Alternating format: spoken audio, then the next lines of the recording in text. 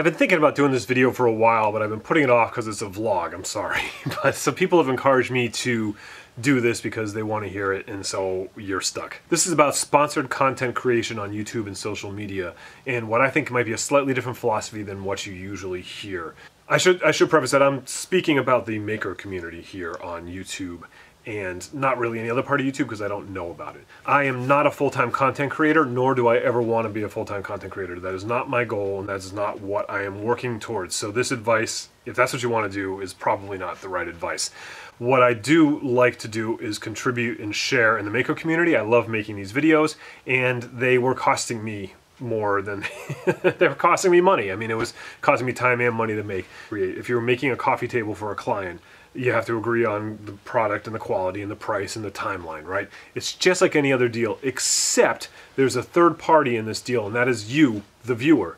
And they have to be an almost equal part of this transaction for it to work. I would say an equal part, all the way equal. Because if I make content that you don't want to see, like this video, you're not going to watch it, company's not going to be happy, yada, yada, yada. When you buy something or whatever, you're exchanging money, and if a deal goes bad, you lose money. But if you get into a situation where the deal is bad, and it's your face, and it's your person, and your name that are on the line, that's way more valuable than money. So that you do need to just tread a little bit more cautiously because of that as well. But before we get into that, I just want to give a quick backstory. I'm not new to the concept of sponsorships and endorsements and stuff, because I was, prior to this, working as a musician. So wherever there's a stage, there's a company that wants to put their logo on a stage. And there were endorsement deals with pickup companies and strings and stuff when I was playing music. And I used to do the same thing I do on my channel now. I taped over the logos on my equipment I paid full price for, and the stuff that I got deals on, I left the logos available for the public to see. When I started making videos about 6 or 7 years ago now,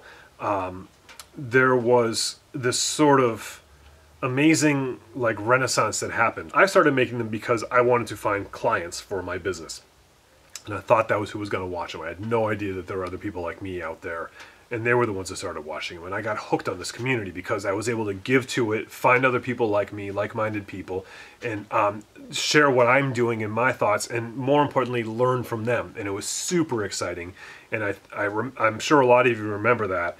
In the middle of that, companies saw the stage and they saw the opportunity to put their branding out there, and so they jumped in. Now, today is very common to watch a video where you'll see a content creator somewhere in the middle of the video will actually give a 30-second commercial about a product that's not even remotely related to the project that they're making or the tools that they're using or anything. I'm not going to debate whether that's good or bad. That's just the world we live in. What I am going to talk about is how I, as a amateur part-timer, navigate that I think you might find useful. One of the things we hear a lot, particularly from some of the larger content creators, and a lot of them are friends of mine. I love and respect them. I have the utmost admiration for everything they do, and I would never say a disparaging word about any of them. I'm just telling you what I do.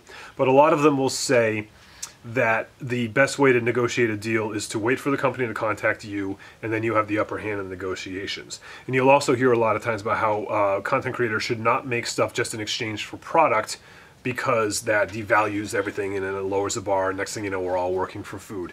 And I understand and respect both of those points, but we're not all a couple 100,000 subscribers getting phone calls from big brand names, right? And a lot of times we are getting calls, smaller channels, where they will offer a product in exchange for content, and there is no money. That doesn't mean you shouldn't take the gig. Let's do an example.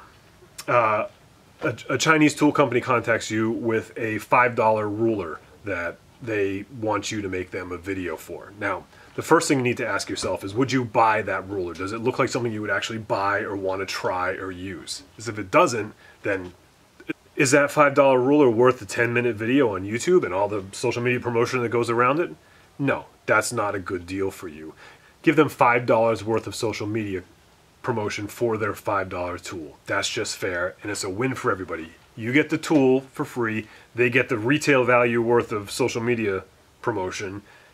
Everybody wins. Now, suppose you get the tool and it's a total piece of junk. You don't have to keep it. You can return it just like anything you bought on Amazon. You can say, hey, you know what? Deal's off. I can either go on and tell people I think this is a piece of junk, or I can give it back to you. Chances are they'll let you keep it anyways. But just be honest. The big tool companies, they're not calling you. And you know what? They're already on YouTube and they haven't called you yet. Maybe they will in the future, but they're not calling you right now. So how do you get those types of deals? The simple solution is call their competition.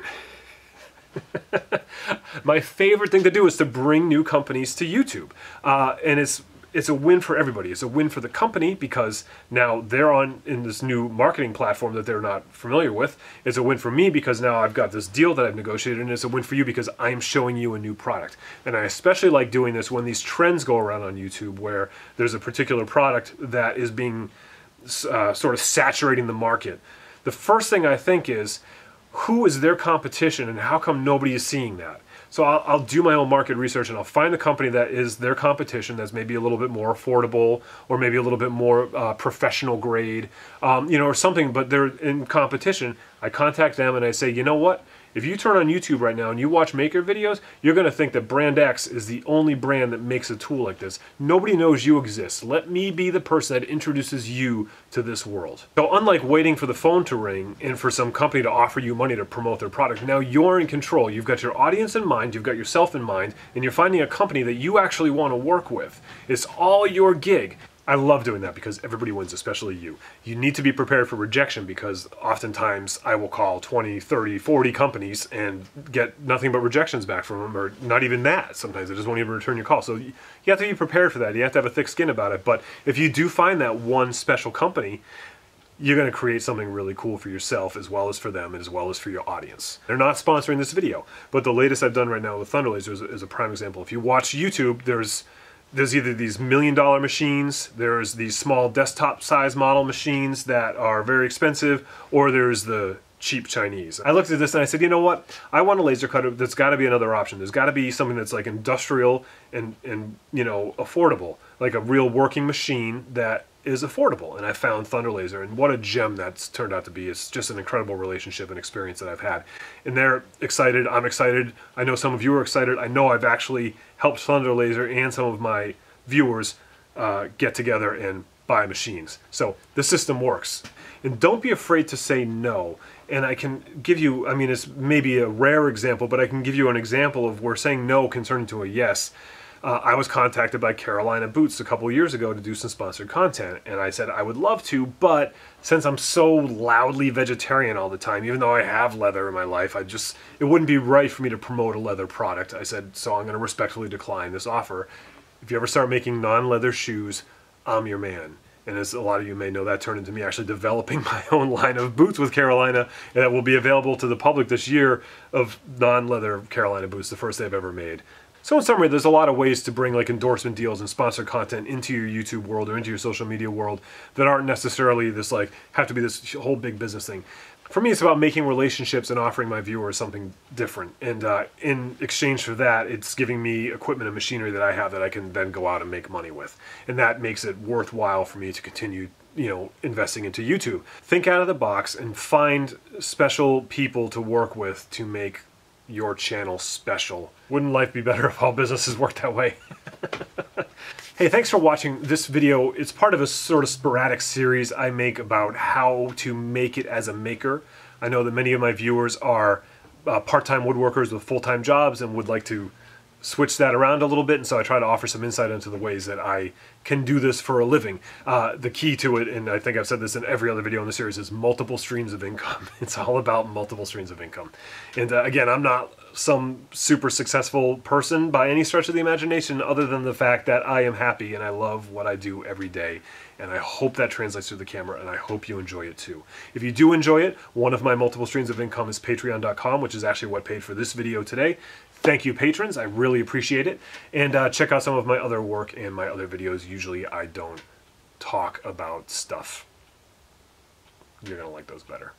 There are a lot of ways to do just about everything. This is just one perspective. Thank you and be good.